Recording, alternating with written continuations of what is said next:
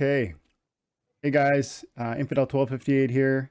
I am with the man himself, Aggy, and he popped by he's doing me giving me the time of day to hang out and answer some questions that I've got for him. And it's honestly, I was just telling him before we started recording, it's really astonishing to me that you make time for this sort of thing, Aggie. And I saw what you did with Bulldog, and I think to me, it reflects the fact that you guys, you and Yaba and Shatter and everybody, are excited. Like you're a part of the community too. That's what I see. And I wonder, do you have a comment on like, how you take these meetings and frankly, like, I know you're busy. How do you make time for this kind of this type of thing? The fundamental number one axiom that I hold in my brain is people are the value.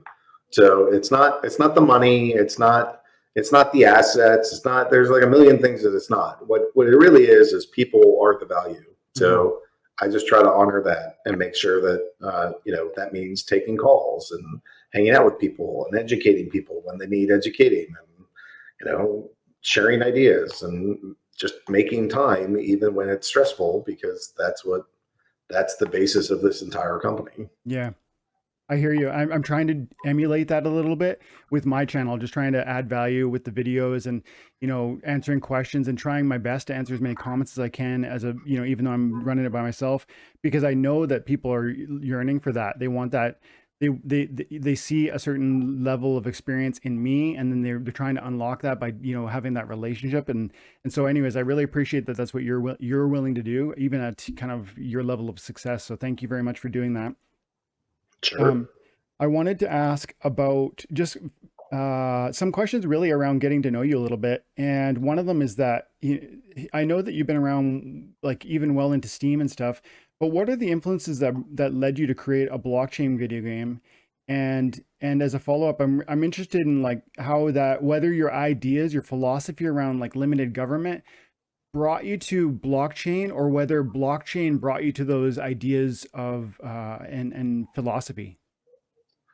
So in 2016, I started like waking up in 2012 and looking around me and saying, hey, some of this stuff doesn't feel right or make any sense anymore. By 2016, I was like way down the rabbit hole and thinking, wow. So after all this research, all this time, I spent, like 4 years looking into it. And I said, the problems that I see are there's too much war, there's too much poverty, and this surveillance state is creepy as hell. And what I wanted was to create the antidote to that. And so if there's too much war, we need peace. If there's too much poverty, we need prosperity. And if that surveillance state is this creepy thing that won't let you do things, then what we need is freedom. So the values that I am constantly pursuing are peace, prosperity, and freedom. And when I was looking for tools for this, I ultimately decided that blockchain is the single best tool that exists to go enable that. The economic power of being able to go transfer your wealth by owning your keys is an astounding thing. You can move $1 million in 3 seconds halfway around the world, and you don't have to ask a bank. You don't have to ask mommy or daddy government for permission. Please, sir, may I move my money? Yeah. You are free. Like Steam was like an original blogging platform, but there's all these politicians that'll tell you left and right, we'll guarantee your freedom of speech, but nothing like guarantees it. If anything, they go and they get these like, it's tyranny, right? You find people that shut down your speech, and on all these different big media tech platforms, they'll just take your handle, delete your account, disband you, and you can't speak your mind. But with blockchain, where you are replicating your speech across hundreds, if not thousands of servers, and you can't shut all of that down. And so your words, even if some people may or may not like them, they live forever. And that to me is super powerful. So whether we're helping your economic freedom or whether we're helping your freedom of speech, this thing enables that. And I guess the one last thing I really think about is that when you are engaged with commerce with other people, you are less likely to kill them, right? So like if you're my customer, I'm probably not going to murder you because I'm sort of counting on you as my customer. Yep. And I think cryptocurrencies in general enable commerce better than anything else in the world. That like using traditional banking, like is just slow, inefficient, terrible, fraught with like middlemen and authorities that I don't want involved in my business affairs. And so I prefer the sort of direct relationship with my customers and with my counterparties that you can get with cryptocurrencies. Yeah. And so for all of those reasons, I said, I need to devote my life. I used to be a PhD chemist. Now I still am, but now I am, fully engaged in anything blockchain, sort of like abandoned that entire life to pursue this. Mm-hmm. But as I was doing it, and like, it came to mind that like, what you need is people. You need a ton of people in this. It's not just like 15 billionaires is going to go change the world. You got to get like the mainstream adoption of cryptocurrencies.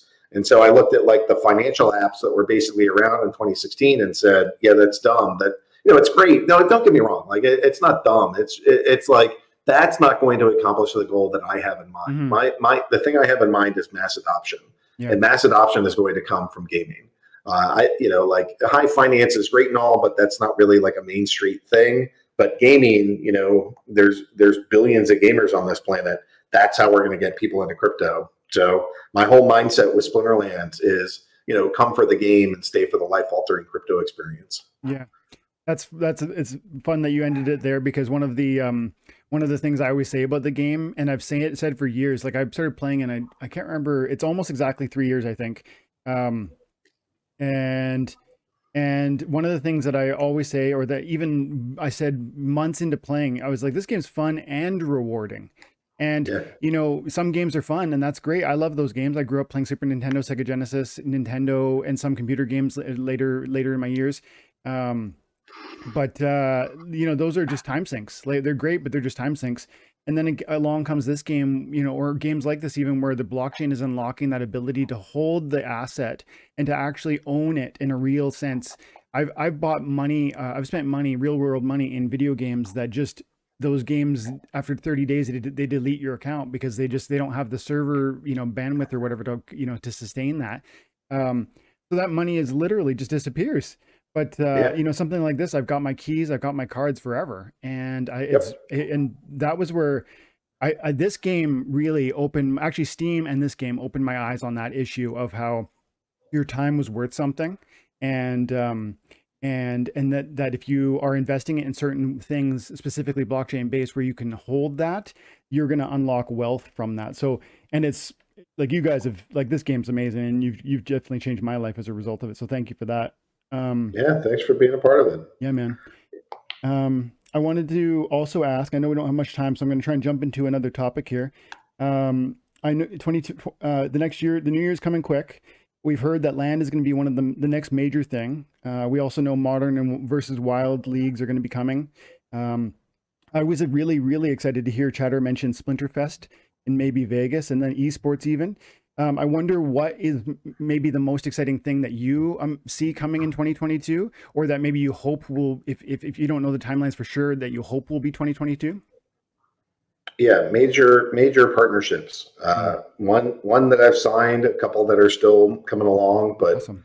National brands that we start working with. That's cool. So I'm excited about it, and we're making a lot of progress, and I think 2022 is going to be a killer year for the business. Just, lots of projects, lots of revenue, lots of new people, lots of brand new friends to hang out with.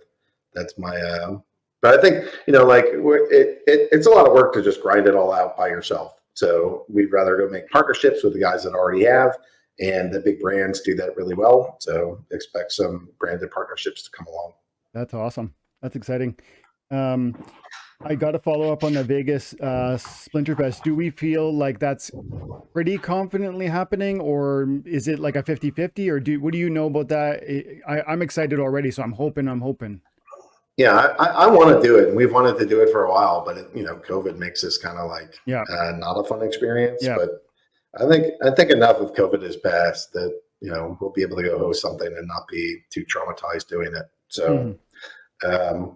Yeah, man, I think we should be doing like Splinterfest, and honestly, I want to be. If I had my druthers, we would be having a Splinterfest in every major city all over the world at least once a year. So we'll see how that goes, and we'll see what we can actually put together. But yeah, I want, you gotta talk to people, right? You gotta look somebody in the eye and say, hey, I want you to come play my game, and participate in this. Here's why, and you gotta go to where the people are. So let's Yeah. go host lots of these. But I think for our first one, the most likely thing is, it'll be an event in Vegas, maybe Miami, maybe San Juan, maybe a couple other cities. But let's go do something big and fun. Awesome. I will make my way down there somehow, some way. Even I'm in Canada, but that would be something that I would really, really try to make. I can't wait. Whether it's this, he said kind of summer or of next year, but I mean, even if it's whenever it is, I can't wait, man. Yeah. Okay. When land does come out, so first of all, Nate's talked about the art design for the game and how it's 2D now, but there's vision to kind of make it 2.5D, and he's got his I forget what they're called, the little animations, the movements for the cards. First of all, I love that. I'm excited for how that's going to transform and like update the look of it.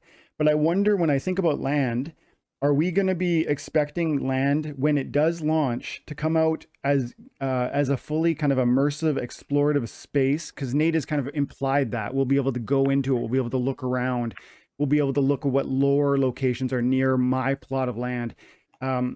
Is that going to be, do we know yet if that explorativeness, if that's a word, is going to be on day one, or is that going to be like land will launch, it'll be functional, and we will add the explorative nature kind of at a later date, like the 2.5D graphics? I think there's layers of what that is. I mean, I think you'll be able to explore this thing to some extent. If you're expecting World of Warcraft on day one, the answer is no. But it's more land simulation than it is land wandering around. It's more of like it's a higher level perspective than that. Gotcha. So, and Nate's trying to bring it more to the ground, which is good. So that, maybe one day you are actually wandering around in like the Splinterlands and clicking on things, and that's how you get your furnace to go produce some magic sword. Mm-hmm. But for the moment, it's more simulation than it is metaverse. I think that's fine. I watched the lore from yesterday that you guys released about, I forget her name, but yeah, that was really fun. And one of the things that I would note, and I want to say kind of while I've got your ear, the cool thing, there's probably 4 or 5 still images in a 20-minute video, but the lore grabs you, and the 4 or 5 still images are adequate to prompt that visual that lets your brain actually, grab onto that and go where your brain would. And there's actually no way to replicate. There's no game that looks great enough to replicate the imaginative and immersive experience that we bring to the table when we sit down with like a book or something. And so, I think it's totally fine. Like if we launch, if the game experience with less graphics is totally amazing and wonderful. But man, do I look forward to the way you hint at kind of where it's going to go next with like other types of games. And, it's very, very exciting to hear and imagine, like, could it be something like a League of Legends, or could it be something like an Overwatch where, I've got my 6 water splinter monsters and they're going at your 6 fire splinter monsters. Man, that like I know you guys are gonna go somewhere big, and I'm really, really pumped for that. Yeah, I mean, we're definitely getting the resources to get more and more ambitious. So that's happening. Okay, we'll see what we can produce. It's still tricky. These are still games, and it's still hard to make all this stuff. But of course. And it's hard to go do it in a blockchain way that's like trustless and verifiable. That it adds complexity. Blockchain adds complexity, validation adds complexity. This stuff it's kind of a nightmare, but that's what makes it fun, and that's what gives us a technological moat around what we're doing. And hopefully that's what lets us build this game and this ecosystem into one of the biggest projects in the world. Mm-hmm. On land, are we expecting, as I understand it, there's going to be kind of a PvE element to it. Is that so, where we as groups or hordes, like maybe we band together and we attack those, I think they're called souls in some of those magical areas. Is that one of the visions, or do we know that yet? Yeah, I call that boss fights, and boss fights has been a project here for like 2.5 years. We promised it. We've had to go build all this other stuff to get there. I have it on the development roadmap. It's not the next thing, but that's because we have to get the land out because the boss fights are going to be on the land. But come hell or high water, we're building boss fights, and initial ones are probably just you versus a boss. But as we get more and more involved, it's going to be your team, your cards, and one guy is taking on like. Imagine you're fighting an octopus or something. So 8 of you are fighting arms, and 1 of you is fighting like a magic head, and 1 is just eating laser beams from the eyes. Mm-hmm. I don't know exactly what that looks like, but you can imagine that a boss fight might be like your guild of 10 people are fighting 10 different battles, and sort of like outcome of the final match is dependent on how successfully you dealt with every tentacle, something like that. That sounds awesome. I've played a lot of D2 and what else? Yeah, I guess that's a good example where we, 6 or 7 of us are going against one boss, and I'll do that all day, every day. And so I look forward to an opportunity where that would be, unlocking blockchain and getting the value that for my time and attention, man, that'll be cool. Yeah, some actual assets. So, we got to be careful because there's probably going to be PvP only, which is only. PvP is probably only going to be created by players. PvE might be created by players and the game. It's still not sold in packs, but like you defeat bosses, you should go get like armors and swords and helms and magic wands and all this other stuff. So I built some of the first or initial launch or initial thoughts around how boss fights could work and how we might alter health and armor and different types of melee and different types of range and different types of magic. So I have like plans that I think we've worked out pretty well, but we got to get through land. And so we got to get through Chaos Legion. After Chaos Legion, we got to get through some of the SPS white paper. And then after, or kind of concurrent with that, we got to go get land rolled out. Mm-hmm. So it's almost the top priority for the development team, but we still got work to do, and it's going to take a while, and it's a big project. Yeah. I don't know what else to say. It's a big project. And, but when it comes out, I'm so freaking stoked for it. I got 2 regions. I plan on using them for good and for awesome. Me too. I have a tract, but man, I did have a tract in 1 plot. I sold 1 plot to help pay for this computer, but, I'm not selling any more of it. It's the rest of like, I have about 130,000 worth of cards, and I've got about 1,300 Chaos Legion packs, and I'm going into the bulk buy. And actually, maybe I'll transition. I know we only maybe have 5 minutes, so I want to ask a couple questions about Chaos Legion and the bulk buy or the general sale. Yeah, I call it the volume discount. People are calling it a private sale, and I just want to assure people like I'm not cutting special deals with special people. It's like this is public, and we are. If you are buying in bulk, we will go do a volume discount. That can be for potions, the legendary potions. If it's 100,000, we'll do the legendary potions and the alchemy potions if it's $1 million or more. So there's value to the company and value to the ecosystem to have these bulk buys come through. So we're happy to support it that way. Mm-hmm.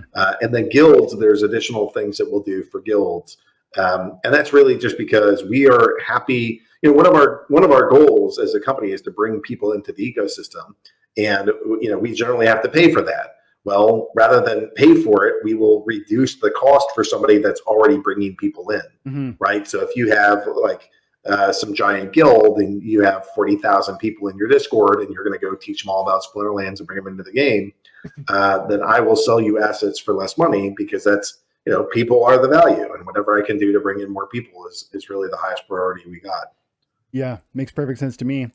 And on the topic of the general sale or the bulk buy or the whatever we call it, I have a question because I'm actually fundraising like a group of people that are trusting me with money to do one of these purchases. And one of the questions that was raised by that community was January 17th, Yaba said, was the day that the general sale will begin. Yep. Are we expecting that will be the day that the packs that are purchased during this portion of time at the 100,000 plus level, will they be released at that time? Do we know? Yeah, either the 17th or 18th is the plan. there might be stuff that goes wrong. We're gonna Sure. have a lot of people on the website. Sure. So, the intention is the 17th. It's possible it's the 18th. We'll see what it looks like. But yeah, we're not intentionally holding packs beyond that. Okay. And I would assume applicable number of airdrops probably at the same time, but that's a certain complicated process, and maybe a day or two delay is what I'm probably expecting you to say. It could be even more. I mean, airdrops are like a whole monster on its own. Yeah. Some of that we can't even control yet, because we just found out who the biggest buyers are. We have to go get their stories, get the cards created, all that. So it's a lot of work. Any updates on the timeline for those legendary summoners? Not at all. Well, it depends on how quickly the sale goes. So if we sell out, we better get moving on it real fast. I don't know, but typically it takes months to get all the way through them. But and the Chaos Legion is designed to last a year. I mean, it's designed to do that. Whether or not it's actually going to do that, I don't know. It might be much faster, but that's what at least we designed it to do. Yeah. Let's see. Do I have one more question? When we earn, what can we expect? Airdrops, tax report. Somebody asked me to ask you about the tax reports. I know you've answered it before in the town halls. Everybody wants to get tax data from Splinterlands. What would that be possible? Is it feasible at some point in the future? We have that as a back end project right now. I don't think that we're going to be the ones to go build a front end project for it, but that's happening. Okay. There's a closed intention spending. Okay, I guess maybe just one last question. It's about that bulk buy. So my team is gonna be putting together a USDC purchase package, and I just want to know, what's the address? Do we send it to Splinterlands? Do we send it to Aggy? Do we send it, where are we sending this USDC? The public address for that ETH would be important. Yeah, USDC is acceptable by the game. So if you want, you can do it skip me. Don't trust me directly. Just go straight into the game, and you should be able to go. Oh no, it's BUSD. You have what? USDC? Yeah, it's the Coinbase. Their No, all right, no, yeah, BUSD we accept in the game, but USDC you have to send through me. So I'll send you a BSC address, and you can go send it to that. It's on the Ethereum chain. All right, that's fine. Yeah. It's an address for both.